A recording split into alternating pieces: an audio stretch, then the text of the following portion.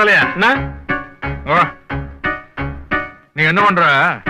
நம்ம ஒரு 10 பேரை செட்டப் பண்ணிட்டு இந்த டீ கடை, பொட்டி கடை, கோயில் திண்ணை இங்கெல்லாம் போய் உட்காந்துக்க.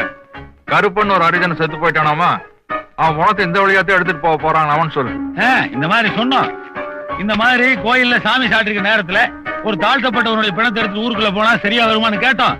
அதுக்கு அந்த அரிஜனாங்க சொல்றாங்க, ஏன் எடுத்துட்டு போனா அந்த மேல் ஜாதி நாயை கிழிச்சிருவாங்களா அப்படின்னு கேக்குறாங்க. நீ சொல்ல. ஆமா, அத நான் சொன்னதா சொல்லக்கூடாது, அவனுக்கு சொன்னதா சொல்லணும். மேல் ஜாதிக்கார நாய்க, அந்த நாய்காங்கிற நல்லா அழுத்தி சொல்லணும். சரி. இவன் போய் இப்படி சொல்றான்னா சாதி கலவரம் உண்டாயிருமா? மணியா, சாதியாவும் மரமாவும் நம்ம சனங்க பிரிஞ்சு கிடக்குற வரைக்கும் நம்மள மாதிரி அரசியல்வாதியை குதிரை ஏறிட்டே இருக்க வேண்டியது. அப்ப நம்ம மாதிரி ஆளுங்க சந்தோஷமா இருக்கிறது இந்த சாதியிலே கண்டுபிடிச்சிருப்பான்னு நினைக்கிறேன். சரி, அன்னைக்கு அமெரிக்காவை கொலம்பஸ் கண்டுபிடிச்சான்னு சொன்னேன். இந்த சாதி கருமாந்திரத்தை யாரு கண்டுபிடிச்சுவேன்?